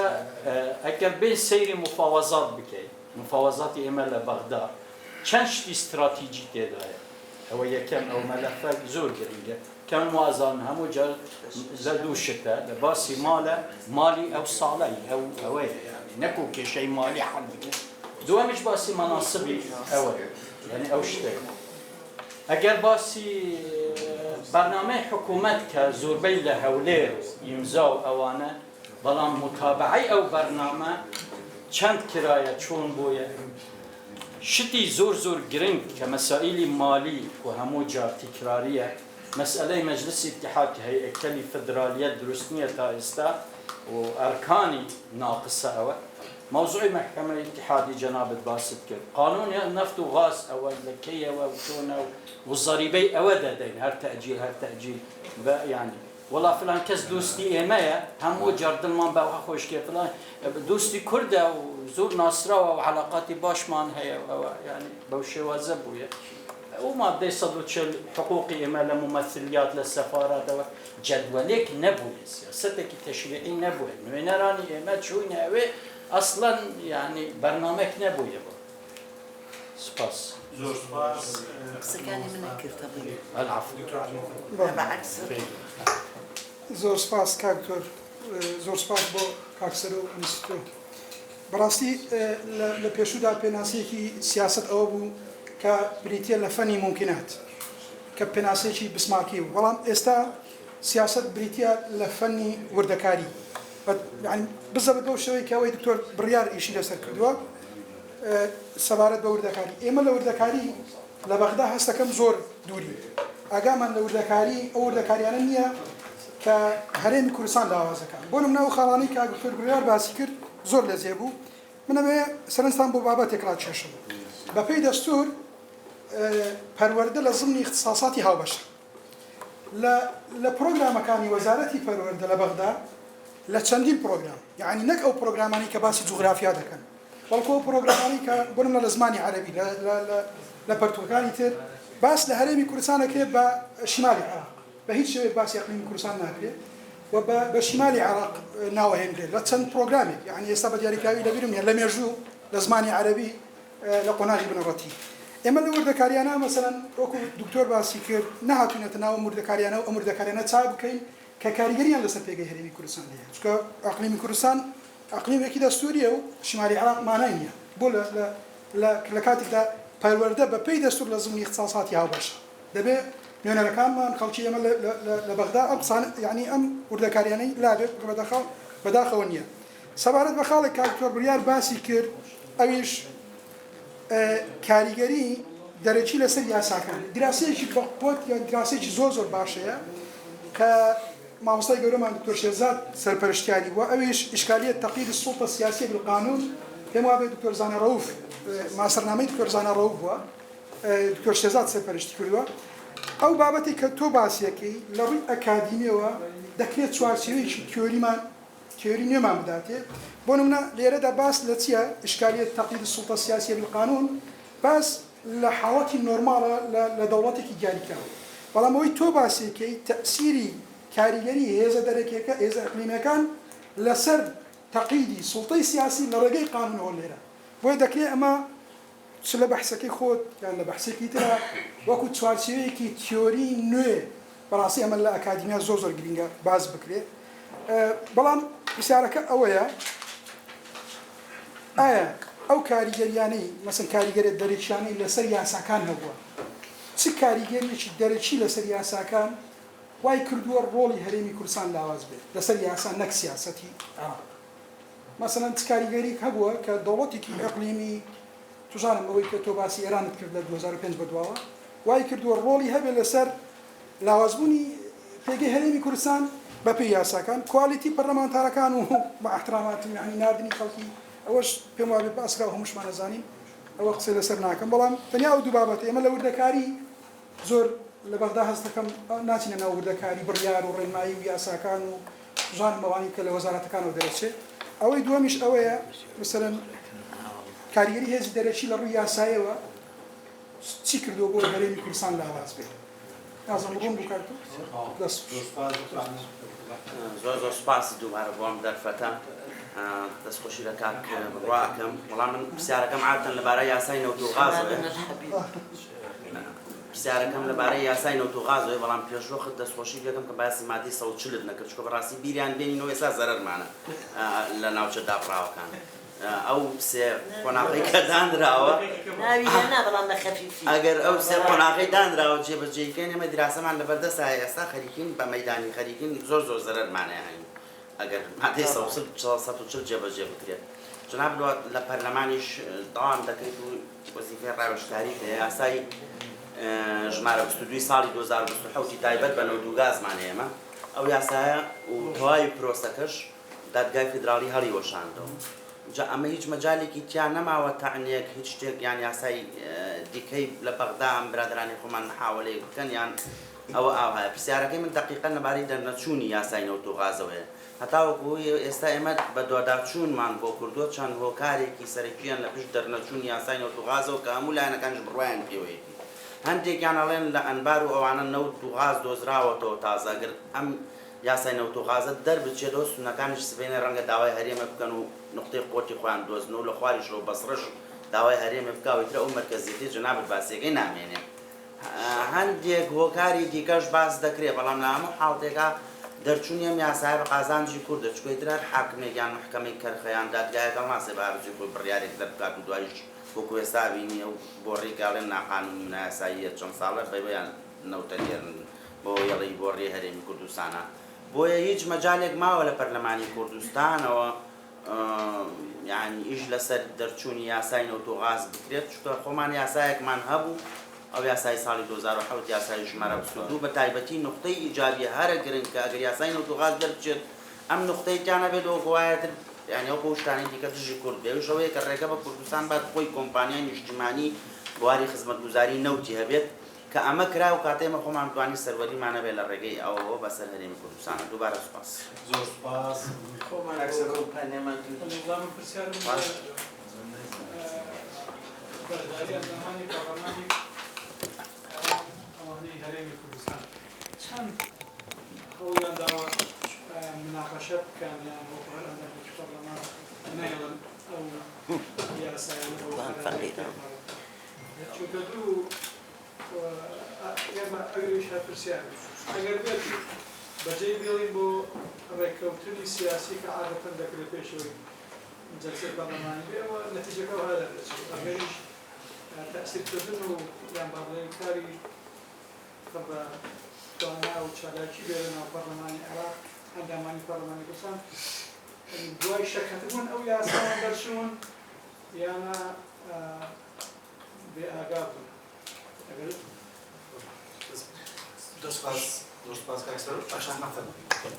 زۆر سپاس بەڕاستی من لەگەڵ قسەکانی مامۆستا خەلیلم یعنی زۆر هینەکەی کورت کردمەوە و لەگەڵ تێبینیەکانی مامۆستام سەبارەت بە ڕۆڵی یاسا لە ئاست دەستورە ڕەنگەیەک خاڵین کەم کە کۆمەڵێ مادەی دەستوری هەیە پێویستە ناوەڕۆکەکەی بە یاسا ڕوونکرێتەوە نەکراوە ئەوەش هەر ئیدمار کراوە مادام ناچمە ناو ئەو بابەتە ئەم وەزعە بۆچی ڕامان ئەکێشەیە نەوەی کە کاک دکتۆر خستیە ڕوو پێم وایە یعنی کەواتە وەزیر و پەرلەمانتار و ژمارە و ئیلە ئاخری و پێگە بینی نەکردین نەکرد پێگەی بەهێز نەکردین ڕێگەشی نەگر کە پێگەمان ڕۆژ بە ڕۆژ لاواستر بێ لە ناو حکوومەتی یعنی هەموو ئەو دەوڵەتی عێراقی بۆیە پێم وایە ئێستا لە سەروبەندی گفتوگۆ لەسەر پێکێنانی کابینەی نوێ عێراقی هەندێک شتە بیسین لە ئیعلام و بەعزێ مەرج و هەتا دوایی پێم وایە بێ مەنهەجی گفتوگۆمان بگۆڕی بەڕاستی لەگەڵیانە بەسە ئیتر وعد و وعودی نووسراو ئەوە یەک دوو مافەکانمان پێش بەشەکانمان خەی قەیناکە دەست لە بەشمان هەڵ نەگرین بەش بەشێنە بەڵام مافەکان ئەرێ وەزیری سیادیمان هەیە چی کرد بۆمان نازانم چەند ئەندام پەرلەمانی کورد هەیە 6 هەفتایە نازانم چەندە چیمان کرد بۆیە پێم وایە ئەگەر مەرج هەبێ ناز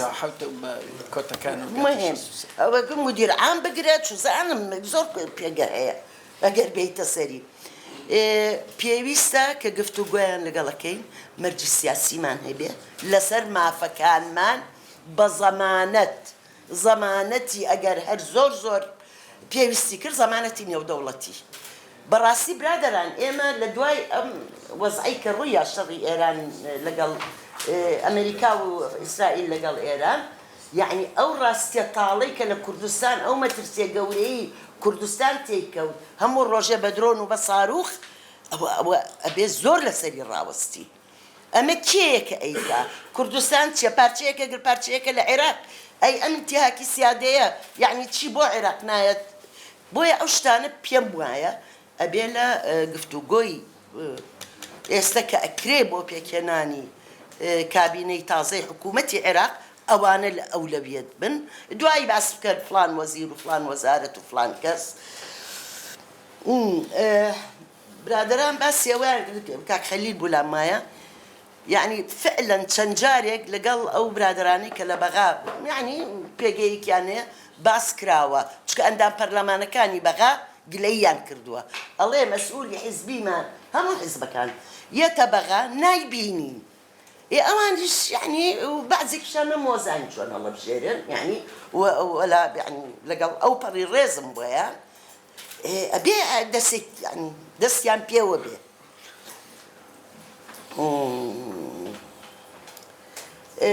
بەڕاستی گەورەترین زەمانەت گەورەترین یعنی یا گەورەترین هۆکاری لاوازیمان خۆمانین ناوخۆی خۆمانە و گەورەترین زەمانەت ئەوەیە چۆن ئێمە ناوماڵی خۆمان ڕێخینەوە کاکسەرۆ بیری هێنامەوە پەرلەمانی کوردستان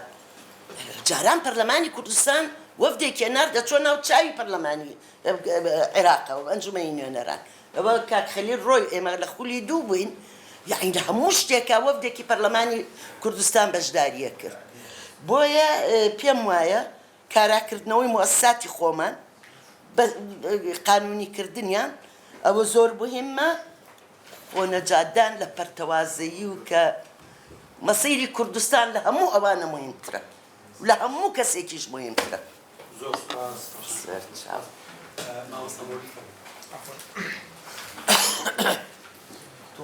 زۆر سپاس بۆ تۆ جەنابی کاکتۆر لە ڕاستیادا مەسەلەی کۆمەڵێک پێش ڕووداو هەن یعنی کۆمەڵێک باڵی کۆمەڵی فاکتەر هەیە کە ئەم مۆزوعی گەیاندوتە ئەمڕۆ شتی یەکەم ئەوەیە کە مەسەلەی دابەشکردنی عێراق لە ساڵی 1982 لە مؤتەمەری نەسڵەتی شعبی عێراقی لە تاران کرا سێ بەشە بەشێکی بریتە لە شیعە سوننە کورد ئەم دابەشبوونە تا ئەمڕۆ بەردەوامە کە نە بەدەستی وڵاتانی زیرهێز و نە بەدەستی ئێمە و نە بەدەستی ئەم ئێرانی داوسێمان بووە ئەوانەی کەوا لە هاوتەمەنی من ڕێگە بزانم مؤتەمەری نەسڵەتی شعبی عێراقی وەختی خۆی لە تاران بووە هەموو لایەنەکان حتا بە سوننەوە لە ناو سوننەشە حتا بە ئیخوانیشە ینی بەشداریان تیا کردو کە بەڵێ ئەم مؤتەمەرێکی گەورەیە ئێمە ئەم دابەشبوونی ئێران و ئێران دیزایانی ئەم حاڵەتی کردووە یەک دوو ئێستا لە ئێستا ئەو نوخبەیە نەماوە کە قانون دەوڵەت لە عێراقیان پێویستی بە مەسابەتی دەستوری عێراقی بوو ئەو نوخبەیە نەماوە یعنی ئێستا وەنیە ئەو نوخبەیە هەبوون مەسا ڕێزی کاک مەسعودیانەگەر ڕێزی مام جەلالیانەگەر ڕێزی نوێنەری کوردیانەگەر پیان وابوو کورد کاریگەری هەیە لە عێراقا پیان وابوو کورد دەتوانێت قسەیەکی جیاواز بکات لە عێراقا ئەو نوخبەیە نەماوە ئێستاکێ یعنی نوخبەیە کە لە بەسڕەوە ئیهێنی لەوانەیە عمری تۆڵێت 22 ساڵ 23 ساڵ 25 ساڵ عمری لە عمری هەرێمەکەش بچووکترە بەڵێ ئەوەش یعنی کاریگەری خۆی هەیە لە عێراقا دەستور زۆر قیمەتیشی ئەوتەوی نییە لەگەڵەوەی کە 100% وەکو کەسێکە قانون خوێندبێ متفقم لەگەڵ قسەکانی جەنابی دکتۆر کە یعنی قانون دایکی دەستورەکانەوە ئەگەر لە ژێرسای ئەوە ئەخۆن دەستور لە ژێرسای ئەوە قانون دەرچێت بەڵام تۆ سەیری مەسەلا ساڵی 1963 عێراق کە عبدالسلام عارف سێجار دەستوری عراقی گۆڕێ بۆی بگونجێ لەگەڵ دەستوری میسریا چونکە ئەم تەئسیر بوو بە جەمال عەبدولناسر و بە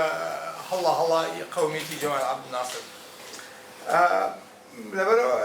دوو ئافرەن نقطەیەکی ترەوەی کە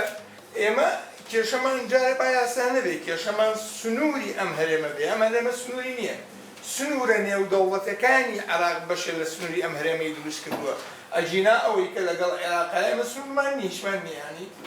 بە ئیرادی حەشی شعبیە سبێنێ هاوتی کاکۆڵا من ئەمانە هی من و ئەیان گرمە و زەحمە نەبێ ئیمامێک لێرا ڕۆژێک جبەیەکی داکەنەوە ئەمە مەملەکەتی ئیمامی مقدسی ئەمە تو چیەکە یانی لێرا کەوتە سنوور نییە تا ئێستا نەتوانێت سنوورە بێ ئەمەش کە لە مشکلەکان مشكلة تيجرين هربوا ملاحظي جنابي دكتور علم كمؤسسة عتباتي مقدسة عراقي 1 مليون هكتار زي كله بزيتون لمنطقة نزيف كربلاء. أوي كزور جرينجا أوي كإما إما إشينا بخا يا إما ينري دوزون زوج سواس. سواس دكتور كافر كسر دكتور سلام زوج سواس من في واقع الدكتور عزت شباسي بابته شباسي. أنا زور جرينجا بابته يعني. بابته شباسي طرح شركة بيمندي وزيادة كروتش ياساية وهي وتأكيد السر أو بابتان كردوا وأم بابتانش ك راسخوش شوف بيمندي هم بفرنسي بيجي بلين هرين كردستان لأنه الدولة العراق دوبارية طبعا أما بوادك كجوانك كمان تكييف قانوني وانتك كتكييف سياسية بكواتك سياسية في مدينة إشكالات خودي دولة العراق وهي في مدينة بشوناسي دولة العراق وهي هل السرطاني دامزراني دولة العراق السرطاني دامزراني دولة العراق أو قانوني اللي بيستشدر جوا أو دينا نبوة أو شان يشتري بالنبوة ما في كل جبهة كوكو تصور أجري كلا عهدي ملكي كبتاوتي شركة قانوني بوب لتواجهي ما في كان يقدر يكتبوا أما حالتي أو كبيودي بيجوا يمكن منهجك بفرنسي منهجك بفرنسي كدستورة تطبيق الدين ما كان دستورة ولا تطبيق الدين ما كان دستور زاني صلاحيات اتحاد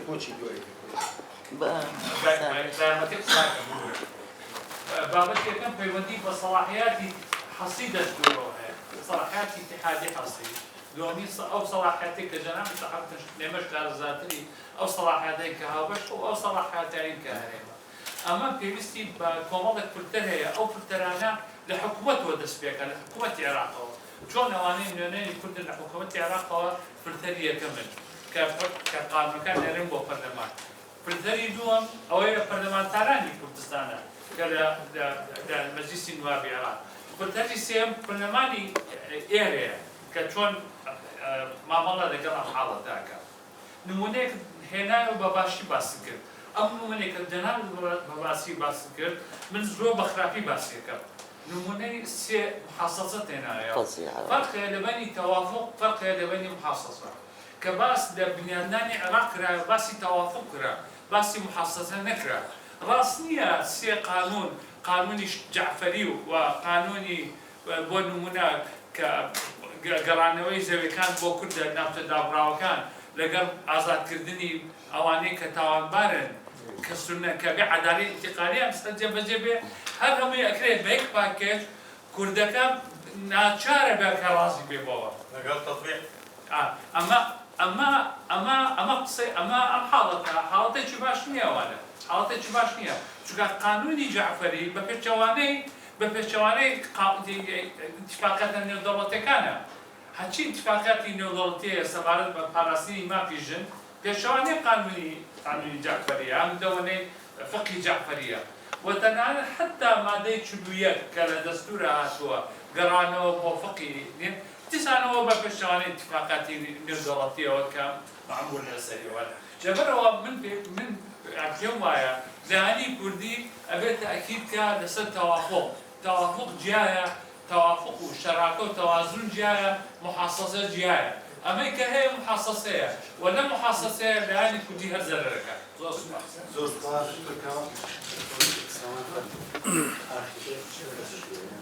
دکتۆر دەستی خۆش بێ بۆ هینەکەت سمینارەکەت سێشتێ بەس بەحسی کرد لە ئاستی ناوخۆ لە ئاستی نێودەوڵەتی لە ئاستی بەغا بۆیە بووتە لە ئاستی حکوومەتی اتحادی وایە نا ئەخر قەیناکە تۆ خۆت گلەیەکەی لەو کەسانە خۆشەویستە قەیناکە من ئەوە ئەڵێم گلەیی لە بەغا مەکرد جناب دڵێ بە هەموو نەشی عەون نەسم نەو نەکەس من تەرکیزەکەم لەسەر ئەستی ناوخۆ ئەوەی کە سەدام بە 35 ساڵ نەیتوانی بیکات تعریب کرد کوچی بێ نەکرا ئەمفالی کرد دنیای کرد نەیتوانی شتێ بکات بەڵام خۆمان بە یاسا تعریبەکەین مەترسیەکە لە ناوخۆی خۆمانەوە هەیە پێش ئەوەی ڕووکەینە بەغا ڕووکەینە یاساکانی بەغا هەندێک لەو ئەندامانی پەرلەمانەی کە پەخشارخان بەحسی کرد هەندێکیان لەو مستەوایانین کە بچنە بەغا تەمسیلی میلەتەکەی تۆ بکە لە ڕووی یاساییەوە بێ لە ڕووی هەموو شتێکەوە بێ هەندێکیان کە ئەوان زۆرینەکانن ئێمە چارەسەر بۆ مشکلەی خۆمان چییە بیکەین ئایا کێشەکانی خۆمان چین و چارەسەرەکان چین هەرێمی کوردستان ئێستا بە یاسا ئەوان توانیان لاوازەکەن لە ڕووی ئابووریەوە وردە وا لێ بکەن کە بکەوی ببی بەگەر بچیە بەگەر بە ئینگلی بە عەرەبی چۆن بەگەر بەگەر ئەوەی نییە دەست بکەیتەوە لێیان سوالکردن سوالکەیان لە باتەی ئەوەی کە تۆ ساحێبی خاوەنی ساحێبی نەوتی ساحێبی هەموو شتێکی ئێستا تۆ بووی باوەی کە دەستیان لێ بکەیتەوە سوال کردی ئایا ئێمە لە ئاسی ناخوا چی بکرێت چونکە نەوەکو یەک دەوڵەت ئێستا سێ شوێن بۆ لاوازی تۆ ئیژەکە ئەگەر ئاگاتان لێ یان نا ئێرانە تورکیایە عێراقا بوو بە سێ لایەن ئەو سێ لایەنە بە شەڕ لەگەڵتان ناکات ئەم شەڕێ ئێستا شانیشیە کە چۆن ئەیانەوێت بە شەڕ لەگەڵتان ناکات بە یاسا لەگەڵتانەکە و بە ناوخۆ خۆخۆری خۆمان لەگەڵمانە ئیژەکە ئایا ئێمە خۆمان چۆن دەرباز بین لەوە ئەوە گرنگە لای من نۆکو ئەو یاسانەی کە لە بەغا ئەکرێ یاساکان تۆ بە دەنگانیش بێ بەسەر تۆ ئاڕوە تۆ بە ئیتیفاقەکەی ئیتیفاق ئەو ئیتیفاقەکە لە مەسلحەتی خۆیە مەسلحەتی خۆی تیانە بە هیچ ئیتیفاقێکە لەگەڵا ناکات ئەوەی کە پەخشارخان جوتی چەند سەرۆکوەزیران هات بە ئیمزا لەگەڵیان ناکردمەوانە دوای کە شەری عەسەڵ تەواو بوو دوای ئەوە وردە کاڵ بوو گەڕاینەوە عینەن تاس و عینەن حەما ئەبێ گەرەنتیشی نێودەوڵەتی هەبێ ئەگەر چی اتحادی ئەوروپی بێ ئومەی متحیدە بێ ئەمریکا بێ جامعە عەرەبی بێ دەوڵەتەکانی کەنداو بێ ئەبێ لە گەرەنتی بێ ئەم جارە ئەگەر هەندی سانەوە بچینەوە بە هەم ساکارەی کە هەمانە بە دڵپاچەکەی کە هەمانە چینەوە لەگەڵ بەغا خراپترە بێ باشتر نابێت سپاس سوال کرد دەروەزە کرد من نمزانی کەوتە تێنەگەشت بە کوردی بێگەرەزانم زۆر سپاس بۆ ئینستیتوت و کەکسەر و کەسەکان دەستەکان خۆش بێت بەڕاستی بابەتێکی زۆر گرنگ ڕژاندووە کە بە مواسسەیەکی لەسەر دادمەزرێنی هەر ئەوەش کە دکتۆر عوسمان زۆر کاری بۆ من ئاسان کرد کە بەڕاستی ئاماژەی بە چەند قاڵێکدا کە خۆیان هەیەیەکێک بەڵامە ئەو عەسڵی ئەساساتیەی کە دادەوە تا ئێستا لە هەرێمی کوردستان نەیتوانیوە بناغەیەکی تۆقمە بۆ خۆی دادمەزرێنێ هۆکارە بۆ هەموو ئەو گرفتانەی کە ئێستا و لەوانەیە لە داهاتووشە هەڕوبەڕوومان بێتەوە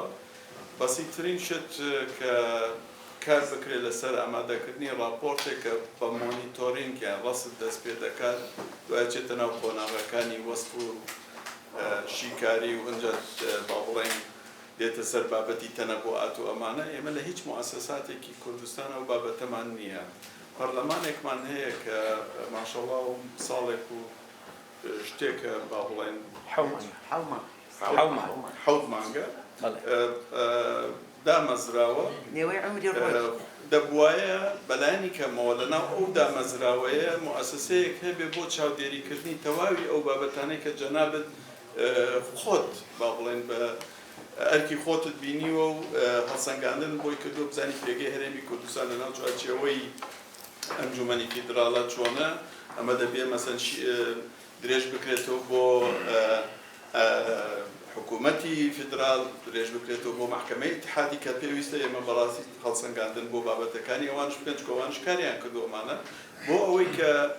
تۆ کە لە ئایندەیە دووبارە حکوومەتێک تشکیلە بێتەوە تۆ بزانی مەسەڵەن ئاوتپوتەکەی خۆت لە بابردووە چۆن بووە ئینپوتی ئێستا چییە مەسەن بۆی کە بتوانی خۆ ناکرێت لە بەبێ ئەو معادلانەی کە مەسەن شتەکۆنەکە بخەیتەوە ناوی چاوەڕوانی با بڵێ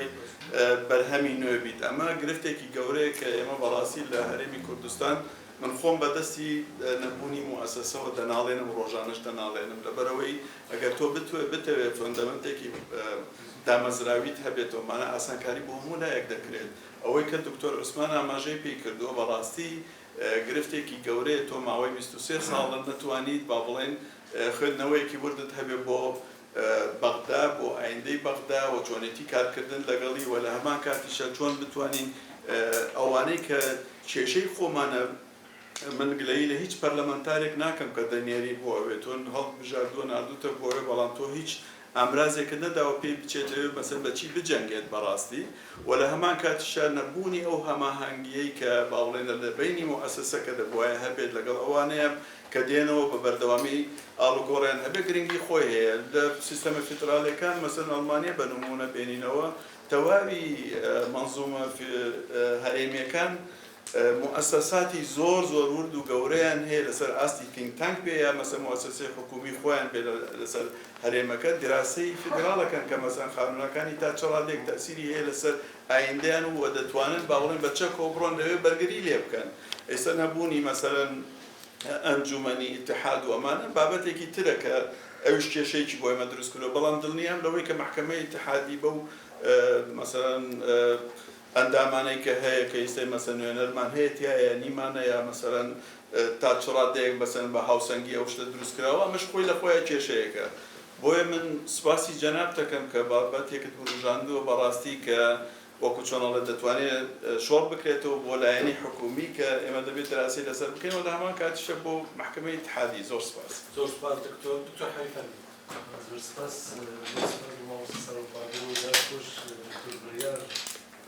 ژنێکی زۆر پێویست و خۆر بوو وەڵا هەیە من هەر سەرنجێکم هەیە سەرنجەکە ئەوەیە کە من پێم وایە نە کەلتوری ئێمە نەی عەرەب قبولی نییە تێکەوە ژیان ئەگە مەسەڵەن ئەو قسە یا لە ساڵی شێستەکان کرابووە دەمگوم نا ئەمە دەتوانی بوو بەزەمە مێژووێکمان هەیە مێژوو پرۆسەی ئەنفال کیمیاواران زۆر شەهیدماندا و حقا عربمان پێ قبول نییە تۆ ئێستا ئەجا من فکر لەوە دەکەم دەبی دوای ئامرازێک بگەڕین کە بتوانین بناوەک بۆ پێکەوە ژیاندان سەرەتا پاشان بچینە ناو پەرلەمان وەکو ئەو مامۆستای بەڕێز فەرمووی ئەندام پەرلەمان بچە ئامرازێک بچتە ژۆرێ لەوەی ماف بکەن لەوەی کەلتوریە بە خەڵکی عێراق هێشتا ئامادە نییە پێکەوە بژیتن ئێستا خراپتریش بووە شیعە هەیە سونە هەیە ئەوانیش مەشەکلی خۆنە لەوانەیە ئێمە مەسەڵەن ئەگەر لێرە نیوەی ئامادە بووان عەرەبمانە لەوانە ئەوانیش بە ئەندازەی مەگلەیان هەروە لە هەرێم ئەوەش هەیە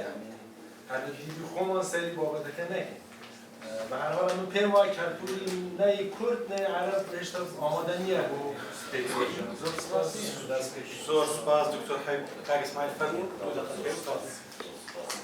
بێزترین چەکی هەرێمی کوردستان لە ڕابدا دەستوری یاسا ئەمە چۆن توانین ڕێگەی دەستوری یاسا وە ماقەکەمان دەستێن لەڕۆدا ئێمە پرۆژە یاسای بودجێ نوێی عێراقمان لە پێشە لە بودجەی 3 ساڵدا بینیمان 112.67 بۆ کوردستان تەرخانکراوە بەڵام بە پێی دوای سەرژمێری ئەوە یەک تایبیەوە جارێک کە هەرێمی کوردستان زیاتر لە 112.67 هەرێمی عێراق پێی دەهێنێت هەروەها چۆن بتوانین پارێزەکانی هەرێمی کوردستان بخێنە نێو بڕگەکانی تایبەت بە بودجەی تایبەت بە پەرپێدانی پارێزگاکان هەروەها چۆن بتوانین بودجەیەکی شایستە بۆ مادەی 140 تەرخان پێ بکەین لە بودجێ سێ ساڵە پرۆژە بودجێکی زۆر کەم تەرخان کرابوو بۆ مادەی 130 لە کاتێکدا هەرچەندە جێبەجێکردنی مادەی 130 دوای پێ و لە بەرژۆنگی ئێمەدا لەم 2 ساڵی داهاتوو پارێزگاری کەرکووکی شکوورکاتە زۆر سپاس. زۆر سپاس دکتۆر تا شارەیەکیش بەڵێ بەڵێ هەڵەدەم دەستان خۆش بێ بە هەموو لایەک لەگەڵ حفزی ئەلقاب و ئەسما و هەو بابەتانە دەستان خۆش بێ هەموو لایەک من سپاستانەکەم بۆ تێبینیانە سپاسی سەرنجەکانەکەم لەوانەیە دای لێ بردنەکەم لەوانەیە وەڵامی ڕاستەو خۆش نەدەمەوە بۆ پرسیارانی کە هەبووە ئەگەر زەحمەت نەبێ بۆی کە لێک تێ بکەین و ئەو دەدەقەی کە ماومانە تاویکەین کاک جەمال باسەوەی کرد کە مەسەلەی یاساکان و سیاست و ئەو بابەتانە ئەو هەمووی مرتبطە طبعا سیاست و یاسا مرتبطە و باسشم کرد کە هەندێک جار سیاسەتی نێودەوڵەتی کاریگەری هەبووە لەسەر دەستور لەسەر یاساکان و پەرلەمان کیان لە پشتەوە زۆر مامۆستایانی تریژ وەکو دکتۆر خەلیل وەکو دکتۆر سامان وەکو هەردوو دکتۆر سامان دوانمان هەمووی باسی ئەو بابەتانەیان کرد کە پێویستی بە موسسە هەیە پێویستی بەوەیە کە کەسیان لە پشت بێ ئەو پەرلەمانتارانە پێویستیان بەوەیە وەکو باسی کرد مەطبەخێک بەڵام با زیاتر بڕێ لە مەطبەخێک یعنی ئێستاکە با وەزارەتی کاروباری فیدرالی هەبێت لە حکوومەتی هەرێمی کوردستان بۆ نمونە یعنی یەک بگرێتەوە تا حدێکی کەم لەگەڵ ئەو میکانیزمانی کە دکتۆر عوسمان باسی کرد لە بەغاش طبعا میکانیزم دەبێت تەتەوەری پێ بکرێت لەناو پەرلەمانی عێراقیدا کە ئێستا کە بەرکارە لێژنەمان هەیە پێوترێت لێژنەی کاروباری فیدرالی و من دراسەم کردەوە ئەو باسێکم 4 ساڵەکە دراسەم کردو کەمترین چالاکی ئەو لێژنێ بووە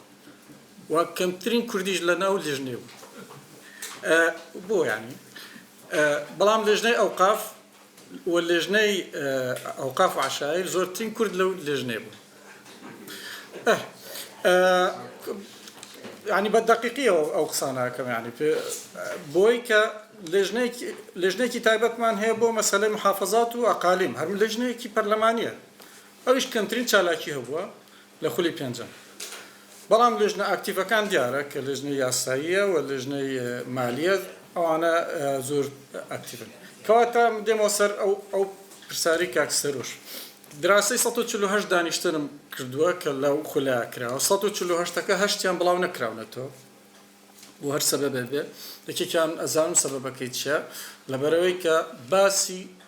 یعنی بەرنامەی کارەکە ئەوە بوو کە قەسفی هەرێمی کوردستان کرابوو لە سەردەمەی ساڵی 2022 بە دەقیقی کە قەسف کرابوو دانیشتنێکی تایبەت بۆ ئەو بابەتە کرا بەڵام ئەو دانیشتە تایبەتە کە باسی قەسفەکەکە دژی هەرێمی کوردستان کرا ئەوە پیدیەفەکەی دیار نییە لەسەر مۆقعی پەرلەمان دیار نییە ینی بۆ منیش هەر ئەوم پێکرێت کە پیدیەفەکان بخێنەوە نییە وەڵحاصل 148 جلسەیە لە دەبینین کە پەرلەمانتارەکان و کوردەکان بەگشتی چۆن تەفاعولەکەن لەگەڵ دانیشتنەکانە طبعا تا حدێکی زۆر تەفاعولات هەیە وەکو باسم کرد مەسەلەی زمانیش زۆر ڕێگرە بەڵام ئەوەی کە زۆر گرنگە تەفاعولاتەکانە لە ئاستی لێژنەکان ینی بەڕاستی لێژنەکان و یەکێکیش باسیەوەی کرد لە ئاستی ئەنجومەنی وەزیرانیش چکە وەکو باسمان کرد 180 یاساکانی دەرچوو لە خولی پێنجەمە 180 لە حکوومەتەوە دێ لە حکوومەتەوە هاتووە ئەمجارە لەوانێ بێتە 190ش کەواتە لێرە دەبێت لەیەو فلتەرەکان دەست پێ بکەوە وەکو دکتۆر کاکاوت باسی کرد کە مەسەلەی فلتەرات و ئەو بابەتانە پێویستە لە هەموو ئاستەکان ئێمە چاومان لەسەری مەرسەد هەبێ مەرسەدی پێگەی هەرێمی کوردستان ئەو مەرسەدە هەبێ اینجاکە دامەزراوەیەکی حکومی دەرەجەیەک پێویستە کە زۆر گرنگە ئێمە بەداخۆ ڕێکخراوێکی ناحکومیش نییە بۆ مەسەلەیان من نایزانم داوای لێ من نایزانم باش کەواتە باش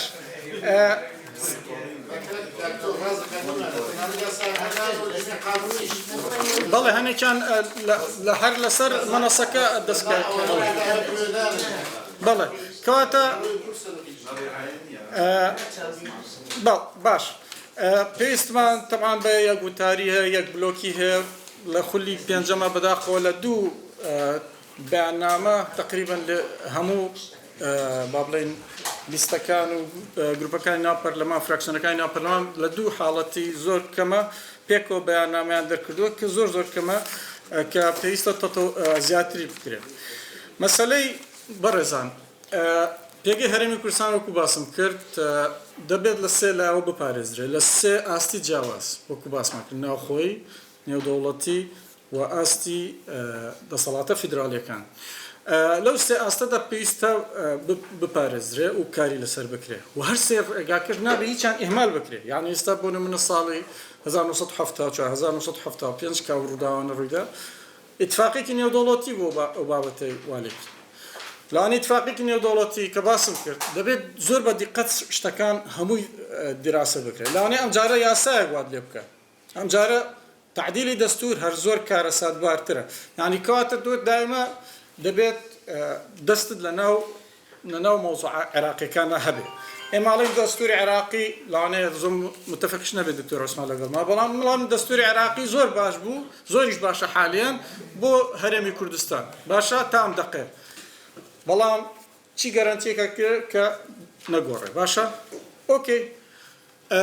شتێکی تریش هەیە کە قانونەکانن ئێستاکە ئەو قانونانە هەر بەرکارن هەر کارەکەن هەر شتی نوێ دێ کەواتە تۆ دەبێت لە ئاستی یاساکان کار بکەن و باسم کرد. یعنی شتێکی چاوەڕوان کراوە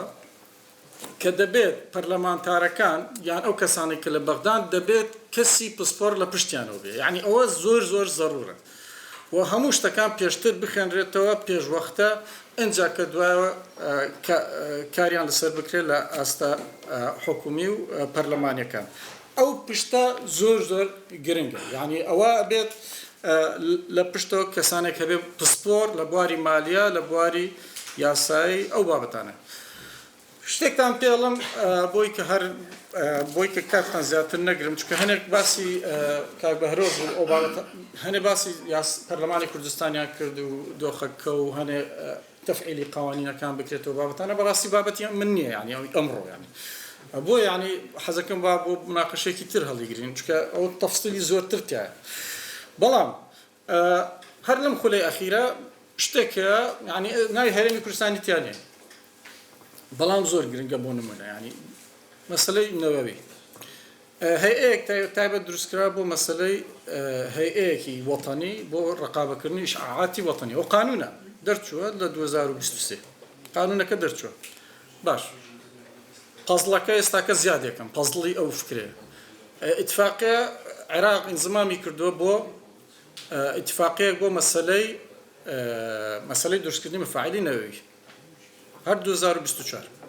عینەشر عێراق ئینزمامی کردووە بۆ ئیتفاقیەکی تر لە مەجالی پاشماوەی نەوەوی ئەو هەموو ئیتفاقیاتن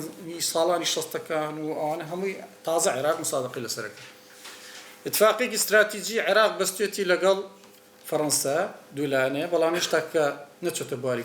کارکردنەوە اتفاق استراتیژیەکە لەگەڵ فەڕەنسا ئاگادار بن کە دۆستی ئێمە اتفاقێکە باسی هەرێمی کوردستانی تیانە بەڵام ئەویش تیا مەسەلەی مەفاعیلی نەوەوی بۆ مەسالی مەدەنی تایە کەواتە بۆ ئەو بابەتانە ئەورژەن کاکە تۆ دەبێت وەکو هەرێمی کوردستان کە بۆ مەفاعیلی نەوەوی لە هەرێمی کوردستان نەبێ یعنی بۆ نمونە بەهابێ تۆ لەناو مؤسساتی فیدرالی ئەو قانونانە هەیە ئەو شتانە هەیە دەبێت تۆ کاری لەسەر بکەی بۆ نمونە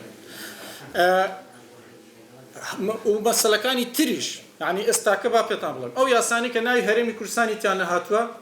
دوو یاسامان هەیە دەبووە ناوی هەرێمی کوردستانی تێدا بووە یعنی عکس یعنی باسی هەرێمی کوردستان نەکراوە بەس دەبووە تێدا بووە باس بکرێ باشە و هەندێک جار با بڵێن بووینە پەرلەمانتار من بوومە پەرلەمانتار مەسەکە دێتە پەردەمت دەبێت سیریکەی لە چاوی هەرێمی کوردستانەوە ناوی هەرێمی کوردستانی تیا چۆن هاتووە شێوازەکەی چۆن هاتووە دەبێت ئاگادار ناوی هەرێمی کوردستان نەهاتووە ئۆکەی باشە لە زەرەرێتیان لە قازانجتی لە ناوی هەرێمی کوردستان نەهاتووە کەواتە لێرەدا ئەو بابەتە بۆ ئەوەیە کە لە کۆتایە بڵێم دەبێت ئێمە سەرنجمان لەسەر هەموو مؤسسەتە فیدرالیەکانی عێراق بێت نظامەکانی کە لە حکومەت دەرەچێت فەرمانەکانی لە حکومەتی فیدرالی قەزدم و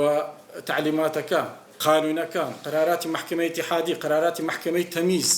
ئەوانە دەبێت هەمووی چاودێریت هەبێت بۆ و لە چاوی چێوە لە چاوی پێگەی هەرێمی کوردستانە لە قازانستا یان لە زەرەرتە زۆر سپاستانەکەم و دا